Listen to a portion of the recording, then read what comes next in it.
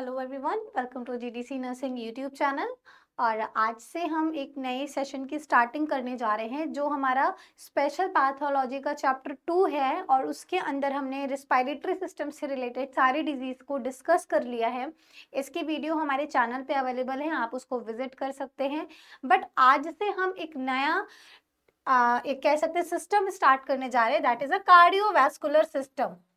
हम आज से जो भी डिजीज डिस्कस करेंगे वो रहेगी हमारी कार्डियोवैस्कुलर सिस्टम से related, that is a CVS. हम इसको शॉर्ट में बोलते हैं सीवीएस, कार्डियोवैस्कुलर सिस्टम। तो कार्डियोवैस्कुलर सिस्टम में जब कभी भी कोई डेफिशिएंसी होती है या कोई डिजीज या कोई इन्फेक्शन होता है तो उसकी जो पैथोलॉजी होती है वो हम कार्डियोवैस्कुलर सिस्टम के अंदर पढ़ते हैं। तो आज हमारी जो फर्स्ट डिजीज है जो हम डिस्कस करने वाले हैं that is a pericardial effusion. क्या होता है ये पेरिकार्डियल इफ्यूजन? तो उसको समझने के लिए पहले हमें हार्ट की नॉर्मल फिजियोलॉजी को समझना बहुत जरूरी है। तो यहाँ पर एक डायग्राम है ह्यूमन हार्ट का। तो हमें पता है कि ह्यूमन हार्ट में टोटल 4 चैम्बर होते हैं। बेसिकली अगर डिवाइड नाम देखा जाए तो उनके 2 ही नाम होते हैं। First one is a auricle जो कि अपर साइड होता है और लोअर साइड वाले को हम बोलते हैं वेंट्रिकल। बट अब इसको हमें 4 सेगमेंट में डिवाइड करना है क्योंकि दोनों ही ऑरिकल हैं तो हम कंफ्यूज हो सकते हैं। तो इसके लिए यहाँ पर है हमारा ये राइट ऑरिकल है और ये हमारा राइट वेंट्रिकल है। राइट साइड के पोर्शन में जो हार्ट है हमारा वो है हमारा हार्ट का जो लेफ्ट साइड का पोर्शन है वो हमारा राइट ऑरिकल और राइट वेंट्रिकल है। जबकि लेफ्ट साइड का जो पार्ट है उसको हम लेफ्ट ऑरिकल और लेफ्ट वेंट्रिकल बोलते हैं, या इस नाम से उसको जानते हैं। तो ह्यूमन हार्ट बेसिकली हमारा लेफ्ट साइड में सिचुएटेड होता है। कहाँ पर होता है? लेफ्ट साइड में होता है। बट लेफ्ट साइड में भी उसका अपना भी एक डायरेक्शन है, ऊपर नीचे आगे पीछे लेफ्ट राइट। तो राइट साइड वाला हमारा right auricle right ventricle, left side वाला हमारा लेफ्ट ऑरिकल और लेफ्ट वेंट्रिकल होता है। इसी के साथ साथ जो ऑरिकल और राइट साइड का पोर्शन जो होता है, ओवरऑल राइट साइड जो होता है, यहाँ पर हमारा डीऑक्सीजनेटेड ब्लड फ्लो करता है, या कह सकते हैं पूरी बॉडी से जो हमारा ब्लड आता है वो हार्ट के राइट साइड में आता है। और राइट साइड में आने के बाद वो हमारे आगे लंग्स में जाता है प्यूरिफिकेशन के लिए, और प्यूरिफिकेशन के बाद वो हमारा आता है लेफ्ट साइड में जो हमारा ऑक्सीजनेटेड ब्लड होता है, that is a oxygenated blood. और इसी ब्लड की सप्लाई हमारे पूरी बॉडी में होती है। ये बॉडी को जा रहा है और इधर साइड हमारा बॉडी से आ रहा है। ये हमारे टुवर्ड्स बॉडी है और ये अबव बॉडी है, बॉडी से आ रहा है और ये बॉडी के लिए जा रहा है, दैट मीन्स डीऑक्सीजनेटेड और सेकेंडरी हमारा ऑक्सीजनेटेड है। इसके अलावा अगर हम देखें तो जो हमारा हार्ट होता है, ह्यूमन हार्ट की जो लेयरिंग होती है, क्योंकि अगर हार्ट बहुत ही ज्यादा सोफिस्टिकेटेड ऑर्गन है, इसका काम जो है वो 24/7 चलता रहता है। अगर ये बीट ब्लड का जो भी प्रेशर इसमें आता है, ब्लड जो भी आता है वो एक प्रेशर के साथ आता है और इसीलिए उसके अंदर पावर होती है कि वो प्रेशर के साथ ही ब्लड को अपर साइड में अबव डायरेक्शन में भेज सके। तो इसके लिए हमारी हार्ट की टोटल 3 लेयर होती है। वो लेयर जो होती हैं यहाँ पर मेंशन है, जो सबसे अंदर की लेयर होती है, सबसे इंटरनल जो हमारे ब्लड से डायरेक्टली कनेक्ट हो रही है, वो होती है हमारी एंडोकार्डियम लेयर। उसके बाद जो बीच वाली लेयर होती है वो होती है मायोकार्डियम लेयर, और सबसे ऊपर वाली जो लेयर होती है वो होती है हमारी पेरिकार्डियल लेयर। जो लेयर होती है वो हमारी होती है पेरिकार्डियल लेयर। ओके, तो अब इसमें हम देखते हैं जो तीनों लेयर है हमारी यहाँ पे, उन लेयर्स में बीच में एक गैप होता है। जो एंडोकार्डियम लेयर है वो डायरेक्टली हमारे हार्ट की इंटरनल साइड है, तो वो ब्लड से कनेक्ट रहती है। सेकेंड, और ये थोड़ी सी थिन होती है, थिन इन द सेंस कि वो स्ट्रेचेबल होती है। उसके बाद जो मायोकार्डियम होती है, मायोकार्डियल में हमारे जितने भी नर्व टर्मिनल्स होते हैं जो हार्ट को सिग्नल पहुंचाते हैं, प्लस जो हार्ट की खुद की ब्लड सप्लाई करते हैं, कोरोनरी आर्टरीज वगैरह, वो हमारी मायोकार्डियम में सिचुएटेड होती है। सबसे आउटर पेरिकार्डियम हार्ड लेयर होती है और इसी में एक फ्लूइड भरा होता है जिसको पेरिकार्डियल फ्लूइड बोलते हैं, पेरिकार्डियल फ्लूइड।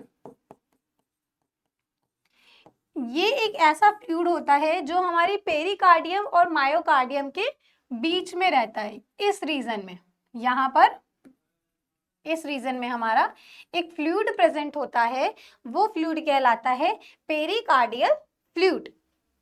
तो अब पेरिकार्डियल में क्या हो रहा है, जब हमारी हार्ट की जो लेयर है पेरिकार्डियम लेयर, उस लेयर में जो फ्लूइड भरा है ऑलरेडी, वो फ्लूइड जो होता है वो नॉट मोर देन 50 ml होता है, नॉट मोर देन 50 ml। तो जब उस फ्लूइड का अमाउंट मोर देन 50 हो जाए, 50 से ज्यादा हो जाए, तो उस कंडीशन में क्या होता है, हमारा पेरिकार्डियल इफ्यूजन की कंडीशन जनरेट हो जाती है। हर बुक में हर जगह आपको ये जो वैल्यू है वो अलग अलग रेंज की मिलेगी। सो इसीलिए यहाँ पर मैंने बोला है कि नॉट मोर देन 50 ml। ये 50 से कम भी हो सकता है, किसी बुक में आपको 1 to 30 ml, 20 ml, 40 ml ऐसा मिलेगा, but not more than 50 ml। तो हमें मोटा मोटा याद रखना है कि 50 ml से ज्यादा लंग्स में, हार्ट में पेरिकार्डियल फ्लूइड का अमाउंट नहीं होना चाहिए।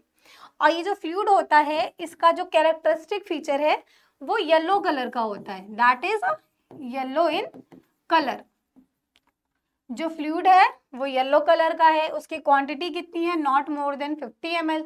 उसके अलावा उसकी प्रॉपर्टी होती है वो या तो वो ट्रांसुडेट होता है, ट्रांसुडेट फ्लूइड होता है, या फिर वो हमारा एक्सुडेट फ्लूइड होता है। ट्रांसुडेट फ्लूइड की अगर हम बात करेंगे तो उसमें प्रोटीन का अमाउंट जो होगा वो कम होगा, जबकि एक्सुडेट फ्लूइड में प्रोटीन अमाउंट ज्यादा होगा।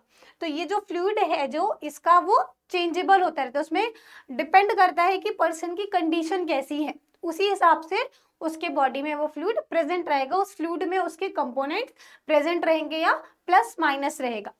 तो नॉर्मली क्या होता है, जब हमारा पेरिकार्डियल फ्लूइड इस रेंज से अबव चला जाता है बाय एनी रीजन, उसकी बात हम ईटियोलॉजी में करेंगे, तो बाय एनी रीजन जब उसकी क्वांटिटी 50 ml से ज्यादा हो जाती है, तो जो हमारा हार्ट है, यहाँ पर देखते हैं, जो हमारा हार्ट है नॉर्मली यहाँ पर एक फ्लूइड नहीं है बट कम अमाउंट में फ्लूइड है।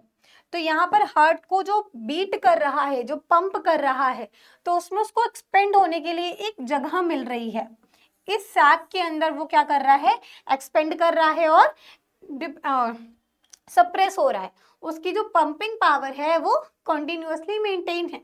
बट जब कभी यहाँ पे फ्लूइड का एक्सेस अमाउंट डिपॉजिट हो जाएगा, तो अभी तो हार्ट के अंदर ऑलरेडी हमारा ब्लड है, वो ब्लड क्या कर रहा है, प्रेशर जनरेट कर रहा है, जिसको हम ब्लड प्रेशर या हाई ब्लड प्रेशर के नाम से जानते हैं।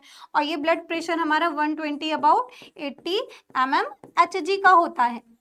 तो हार्ट को अंदर से ऑलरेडी एक प्रेशर फील हो रहा है, उस प्रेशर की वजह से वो ब्लड को अबव डायरेक्शन में सर्कुलेट कर रहा है, चाहे वो हमारा लंग्स में जाए प्यूरिफिकेशन के लिए या फिर हमारा बॉडी में जाए सप्लाई के लिए। तो इसके लिए उसको एक प्रेशर की जरूरत है, वो उसको इंटरनल वॉल के थ्रू या हमारी आर्टरीज के थ्रू मिल रहा है। बट जब यहाँ फ्लूइड भर जाएगा, तो फ्लूइड भरने से हार्ट को अब बाहर से भी एक प्रेशर झेलना पड़ेगा। उसके पास ऑलरेडी अंदर से प्रेशर था ब्लड पंप करने के लिए, अब एक्सेस फ्लूइड की वजह से क्या होगा, यहाँ पर एक्स्ट्रा प्रेशर भी जनरेट होने लगेगा। तो उस प्रेशर में क्या होगा, जो इंटरनल हार्ट ब्लड प्रेशर है वो क्या हो जाएगा, डिस्टर्ब हो जाएगा। तो जिसकी वजह से हार्ट प्रॉपर अपना पंपिंग पोर्शन नहीं कर पाएगा। मतलब हार्ट की जो बीट चल रही है, हार्ट बीट हो रहा है, पर बीट में हमारा 0.5 ml का ब्लड एक जगह से दूसरी जगह मूव कर रहा है। इसी तरह हमारा 72 बीट्स में हमारे ऑल ओवर द बॉडी का जो ब्लड है वो पूरी बॉडी में सर्कुलेट कर रहा है। तो वो प्रॉपर्टी अब इस हार्ट की धीरे धीरे कम हो जाएगी, और उसकी कमी की वजह से हम क्या फील करेंगे, ऐसा हो, जब भी कभी ऐसा होगा तो क्या होगा, उस पर्सन में हार्ट फिलनेस होने लगेगी, दैट मीन्स वो हार्ट बीट जो है उसकी वो स्लो डाउन होने लगेगी, और उसकी वजह से इनडायरेक्टली क्या होगा, जो ब्लड फ्लो है, ब्लड फ्लो क्या हो जाएगा, कम हो जाएगा, रिड्यूस हो जाएगा। अब ब्लड फ्लो के कम होने की वजह से बॉडी में ऑक्सीजन की भी डिफिशियंसी होने लगेगी। इनडायरेक्टली ऑक्सीजन की अगर हम बात करें, अगर इससे कोरिलेट करेंगे तो ऑक्सीजन की सप्लाई कम होगी, तो पर्सन को क्या होने लगेगा, वो फैटीग होने लगेगा, दैट मीन्स कमजोरी या थकान महसूस होने लगेगी। उसी जगह यहाँ पर प्रेशर भी बढ़ता जा रहा है, तो हार्ट को एनर्जी की जरूरत ज्यादा पड़ेगी कि अंदर वाले प्रेशर को भी वो क्या करे, मेंटेन कर सके, और अपने ब्लड को वो उसी फोर्स के थ्रू बॉडी के अदर ऑर्गन्स में ट्रांसफर कर सके। तो ये कंडीशन कहने को तो कभी कभी बहुत माइनर होती है जब ये स्टार्टिंग फेज में होता है, बट अगर इसको हमने अवॉइड कर दिया या अनट्रीटेबल रह गया या किसी रीजन की वजह से ध्यान ना दिया गया, तो ये कंडीशन आगे जाके लाइफ थ्रेटनिंग हो सकती है। लाइफ थ्रेटनिंग का मतलब है कि पेशेंट या उस पर्सन की जान भी जा सकती है, क्योंकि जब ये फ्लूइड ज्यादा भरने लगेगा, जैसे जैसे फ्लूइड का अमाउंट ज्यादा होता जाएगा, हार्ट को स्पेस नहीं मिलेगी अपने आप को पंप करने के लिए या अपने चैम्बर्स को एक्सपेंड करने के लिए, और जब तक चैम्बर एक्सपेंड नहीं होंगे, हमारा ब्लड अपर पोर्शन से नीचे वाले साइड में नहीं आएगा, और प्लस जो बॉडी से आ रहा है हमारी वेना कावा से, सुपीरियर और इंफीरियर वेना कावा के थ्रू, तो वो वेना कावा का भी ब्लड हमारा राइट साइड के ऑरिकल में नहीं आएगा, ऑरिकल में नहीं आएगा तो वो वेंट्रिकल में नहीं जाएगा। तो इसी तरह अगर एक भी चैम्बर में ब्लड का लॉस होता है या वॉल्यूम कम ज्यादा होता है, तो हमारा का पूरा हार्ट जो है उस चीज से सफर करेगा। और जो कि कार्डियोवैस्कुलर सिस्टम जो है हमारे बॉडी का, उसका काम ही होता है कि हमारे बॉडी में, पूरी बॉडी में हमारा ब्लड की सप्लाई को कंट्रोल करना, ब्लड सप्लाई को क्या करना, कंट्रोल करना। और इस सीवीएस में, कार्डियोवैस्कुलर सिस्टम में मेन दो ही कंपोनेंट होते हैं, first one is a human heart, और दूसरा उससे रिलेटेड जितने भी ब्लड वेसल्स हैं। तो अगर कहीं हमारा हार्ट पे कोई भी प्रेशर आ रहा है, कोई इंजरी हो रही है, कोई ट्रॉमा हो रहा है, या कोई एक्सेस स्ट्रेस आ रहा है, तो इनडायरेक्टली वो प्रेशर या वो स्ट्रेस हमारे वेसल्स को भी झेलना पड़ेगा, क्योंकि ये पूरा का पूरा एक सिस्टम है। और अगर किसी भी सिस्टम का एक पार्ट किसी रीजन की वजह से डैमेज होता है या डिस्टर्ब होता है, तो उसका इफेक्ट, उसका प्रभाव उसी से, उस सिस्टम से रिलेटेड अदर ऑर्गन्स पे भी पड़ेंगे। तो सीवीएस में हमारा हार्ट और वेसल्स दोनों ही चीजें हैं, तो कहीं ना कहीं इस एक्सेस फ्लूइड की वजह से हमारा हार्ट और हमारी वेसल दोनों ही कॉम्प्रोमाइज करेंगे, और इन दोनों के कॉम्प्रोमाइज करने की वजह से वो पर्सन कॉम्प्रोमाइज कर जाएगा, उसकी हार्ट बीट स्लो हो जाएगी, सांस लेने में दिक्कत होगी, ऑक्सीजन की सप्लाई हर जगह नहीं हो पाएगी। तो बहुत तरह के इसमें कॉन्सिक्वेंसेस होते हैं जो आगे जाके देखने को मिलते हैं। सो अगर हम इसके डेफिनेशन की बात करें कि पेरिकार्डियल इफ्यूजन क्या होता है, so it is a abnormal fluid, abnormal fluid accumulate in pericardial layer या पेरिकार्डियल सैक, हम उसको सैक भी बोल सकते हैं। सैक दैट मीन्स एक स्पेस, वो ऐसी स्पेस जहाँ पे लिक्विड प्रेजेंट है, जहाँ पे कोई कंपोनेंट प्रेजेंट है, कोई सब्सटेंस प्रेजेंट है, वो एक सैक है, एक जगह है, खाली जगह है। तो पेरिकार्डियल सैक में ऑलरेडी हमारा नॉर्मल क्वांटिटी में फ्लूइड रहता है, not more than 50 ml, but जब कभी इससे ज्यादा हो जाएगा तो वो क्या हो जाएगा, एबनॉर्मल फ्लूइड एक्यूमुलेट होगा। और वो फ्लूइड किस वजह से एक्यूमुलेट हो रहा है, उसकी अगर हम ईटियोलॉजी की बात करें तो नाउ ईटियोलॉजी जो है वो 2 टाइप्स की होती है। जो इसकी ईटियोलॉजी है वो डिपेंड करती है कि हमारा जो फ्लूइड है वो किस रीजन की वजह से वहां पे एक्यूमुलेट हुआ है। तो फर्स्ट रीजन होता है वो इन्फ्लामेटरी,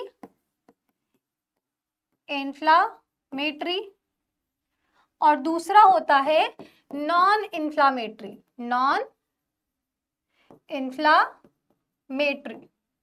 सो इन्फ्लामेशन की वजह से कैसे हमारा फ्लूइड एक्यूमुलेट हो रहा है, तो यहाँ पर हमें एक इमेजिन करना है कि अगर हमारी हार्ट की लेयर है, पेरिकार्डियम आउटर मोस्ट लेयर है, हार्ट को एक्सटर्नल चीजों से वो प्रिवेंट कर रही है, हार्ड नेचर की है, और उसके अंदर जस्ट एक फ्लूइड है जो हमारे हार्ट को मॉइस्चर प्रोवाइड कर रहा है, नरिश कर रहा है और पंप करने में वो हेल्प कर रहा है कि हार्ट में किसी तरह का फ्रिक्शन या घर्षण ना हो, कि उसकी खुद की मसल्स या नर्व जो ब्लड वेसल्स है वो डैमेज हो सके।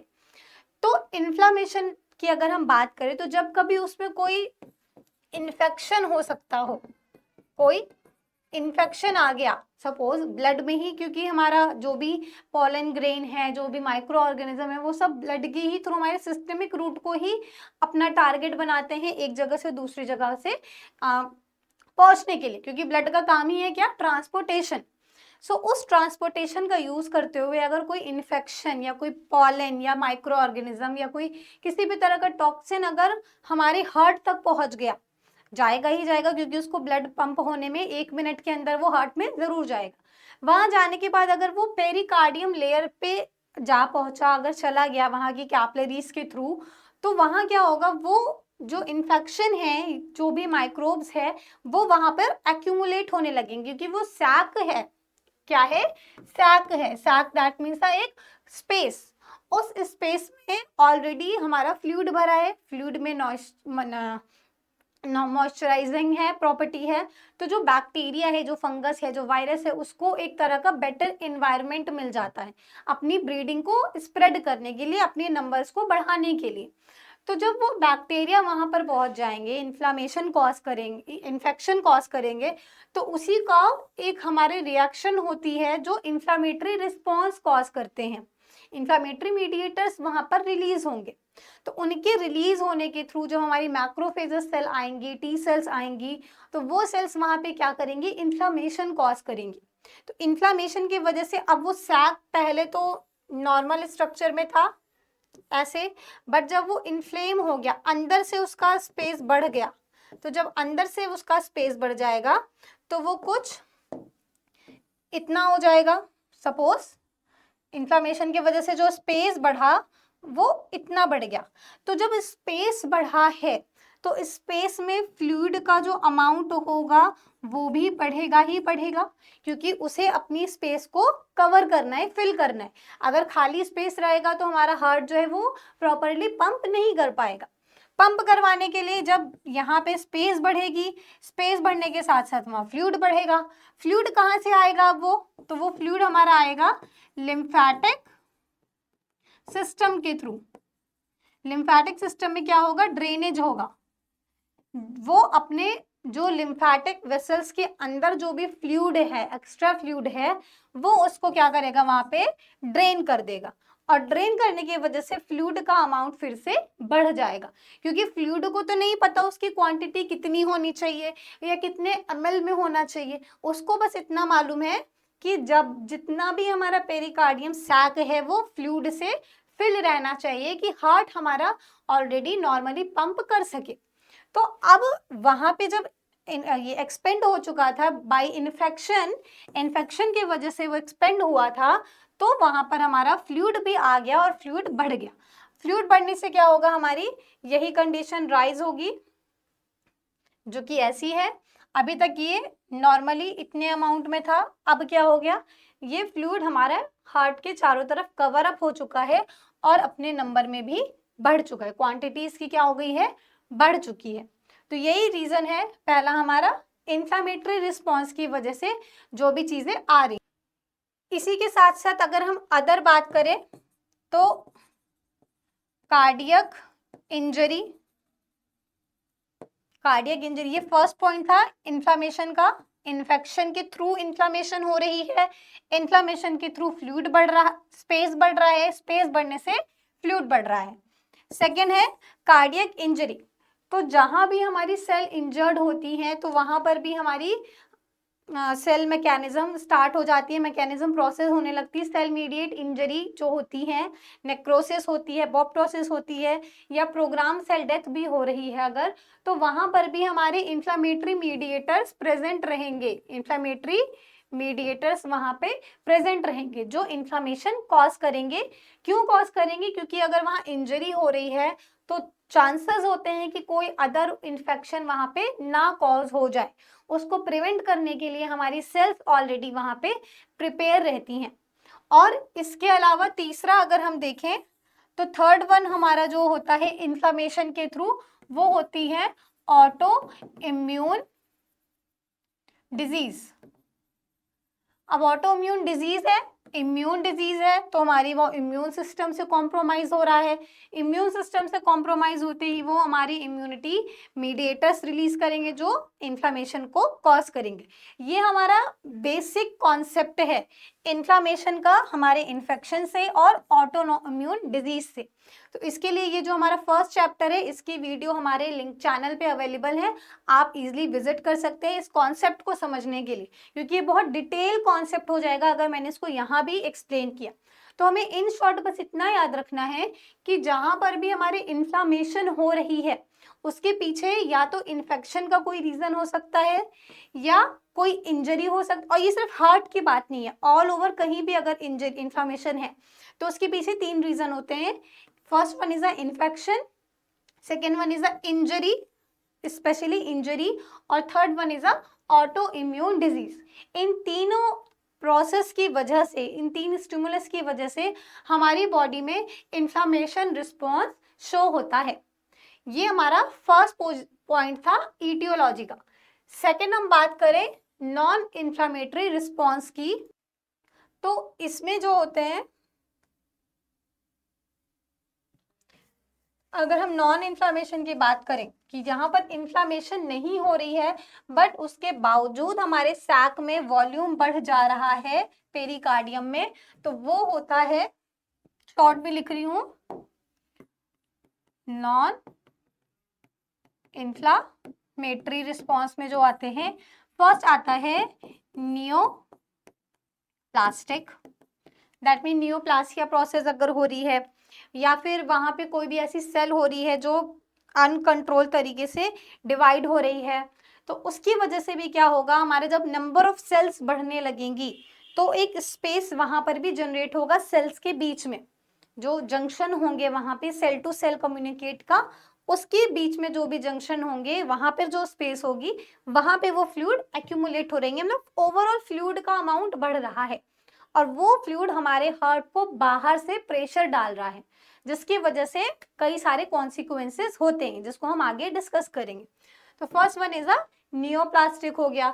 Second one is a trauma,